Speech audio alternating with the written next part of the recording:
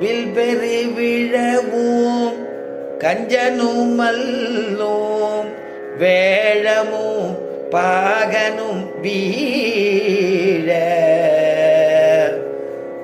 வில்பெரு விழமும் வில்பெரு விழான்னு கூட்டுனவர் சொல்றான் கம்சன். அக்ரூரை அமைச்சு கிருஷ்ண பரமாத்மாவை. அப்ப அந்த கிருஷ்ணன் தைரியமா வந்தான். கிருஷ்ணன் வதம் பண்றான் ஒவ்வொருத்தரியா. அந்த வில்பெரு விழவும் கஞ்சனும் மல்லும். கஞ்சனை வதம் பண்றது, மல்லும்னா மல்லர்கள், வேழும்னா யானை, வேழத்தினுடையதான பாகன், யானை பாகன், இப்படி எல்லாரையும் வதம் பண்ணினா அப்படின்னு காமிக்கிறான். ஏன்னா அவ எல்லாம் துஷ்டர்கள், பாகவதால ஹிம்சிக்கக்கூடியவர்கள், எல்லாரையும் வதம் பண்றான்.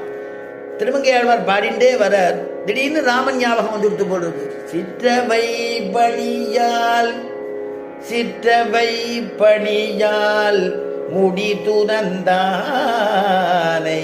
சிற்றவை பணியால் தாய் சிற்றன்னையுடைய அவளுடையதான ஆக்கையினால முடி துறந்தானை. பட்டம்னு எல்லாரும் ஊரெல்லாம் கோலாகலமா இருக்கும் பொழுது அவனுக்கு ராஜ்யம் இல்லை, வனவாசம் அப்படின்னு ஆயிடுது இல்லையா ராமனுக்கு, சக்கரவர்த்தி திருமகனுக்கு. சிற்றவை பணியால் முடி துறந்தானை